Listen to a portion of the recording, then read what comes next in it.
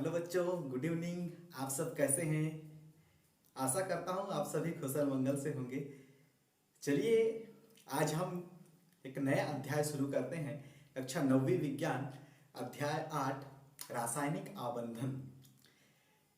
देखिए, इससे पहले हम लोगों ने परमाणु संरचना में तत्व और परमाणुओं के बारे में अच्छी तरीके से हम लोगों ने अध्ययन कर लिया था।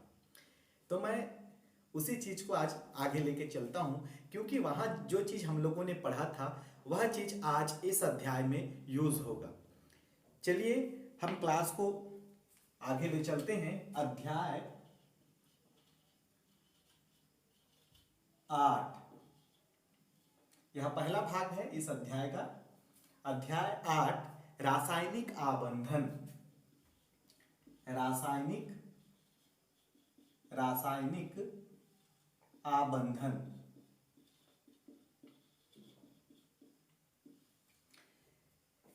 पिछले क्लास की कुछ बातों को मैं याद दिलाना चाहूंगा। तत्व, हम जानते हैं आसपास के जितने भी पदार्थ हैं उनको हम एक तत्व से बना हुआ समझते हैं। ओके, तत्व है। फिर उस तत्व के अंदर परमाणु है। तत्व है, तत्व के अंदर परमाणु। और उस परमाणु की अगर संरचना की बात करें तो उस परमाणु के संरचना में हमें नाभिक मिलेगा। नाभिक के अंदर में प्रोटॉन और न्यूट्रॉन रहता है, और उसके चारों ओर जो कक्षाएं होती है उनमें इलेक्ट्रॉन होते हैं। ओके, पहली बात तो ये तत्व है। तत्व तत्व मिलकर बनता है परमाणुओं से। किनसे? परमाणु। तत्व जो है वह मिलकर बनता है परमाणु से। अगर इस परमाणु की संरचना की बात करें, इस परमाणु की संरचना की बात करें तो परमाणु के संरचना में सबसे मध्य का जो भाग होता है इसे हम नाभिक कहते हैं। क्या कहते हैं? नाभिक। नाभिक। इस नाभिक में प्रोटॉन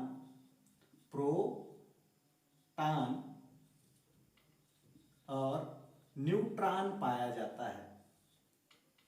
इस नाभिक में प्रोटॉन और न्यूट्रॉन पाया जाता है। ओके, ये प्रोटॉन जो है इसको हम P से दर्शाते हैं, न्यूट्रॉन को स्मॉल n से दर्शाते हैं।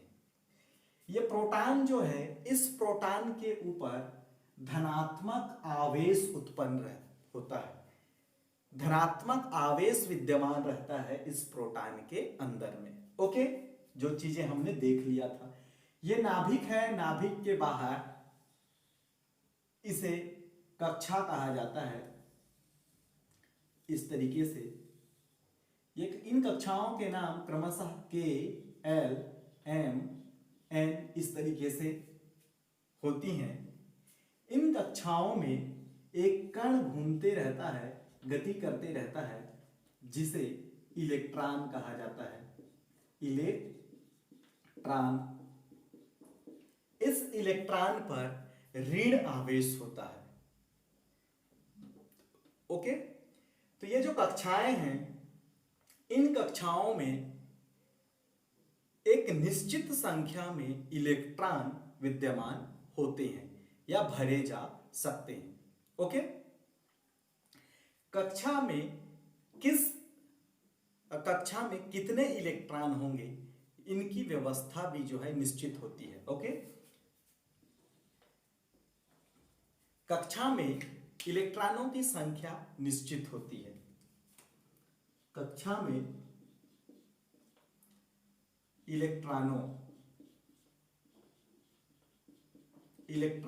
मैं इसको इस संकेत से दर्शाऊंगा आगे। कक्षा में इलेक्ट्रॉनों की संख्या निश्चित होती है।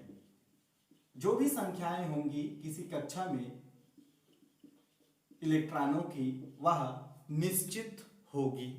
ओके, अगला बिंदु हम ले सकते हैं, इलेक्ट्रॉन पर ऋण आवेश होता है यह बराबर होता है जो प्रोटॉन उपस्थित होता है उस प्रोटॉन में उपस्थित धनावेश के, अर्थात इलेक्ट्रॉन पर जो आवेश विद्यमान है वह प्रोटॉन पर विद्यमान आवेश के बराबर होता है। ठीक, किंतु ये आवेश कैसा होता है? विपरीत आवेश होता है। विपरीत आवेश, इलेक्ट्रॉन पर ऋण आवेश होता है तो प्रोटॉन पर उतना ही धनावेश होता है। ये दोनों बराबर हैं और ये दोनों मिलकर एक तत्व का जो है आवेश को उदासीन कर देते हैं, न्यूट्रल कर देते हैं। दोनों मिलके इसे उदासीन कर देते हैं। ओके, टोटल जो है 0 हो जाता है क्योंकि दोनों बराबर है। अब परमाणु की प्रकृति इसके चलते क्या हो जाती है? उदासीन होती है। चलिए यहां पे लिख देता हूं, इलेक्ट्रॉन जितने होते हैं उतने ही प्रोटॉनों की संख्या होती है और ये दोनों पे विपरीत आवेश होते हैं और इससे यह परमाणु कैसा हो जाता है? इसी कारण परमाणु उदासीन हो जाता है।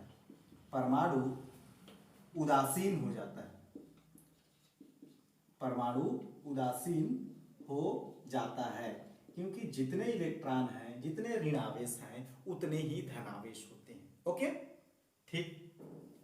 अब बात आती है, ये जो तत्व होते हैं, ये जो तत्व हैं, इन तत्वों में कुछ ऐसे तत्व होते हैं जो बहुत जल्दी क्रिया करते हैं, क्रियाशील होते हैं, और कुछ तत्व ऐसे होते हैं जो क्रिया ही नहीं करते, अर्थात अक्रिय होते हैं। ओके, तत्वों की अगर हम बात करें तो इन तत्वों में कुछ ऐसे तत्व होते हैं जो क्रियाशील होते हैं। कैसे होते हैं? क्रियाशील। क्रियाशील अर्थात किसी भी रासायनिक अभिक्रिया में आसानी से भाग लेते हैं। ओके, और दूसरे तत्व होते हैं जो अक्रिय होते हैं क्योंकि ये किसी से क्रिया नहीं करते और ना ही किसी रासायनिक अभिक्रिया में सामान्यतः भाग लेते हैं। ओके, इन्हें कहा जाता है अक्रिय। ओके, तो इन तत्वों को हम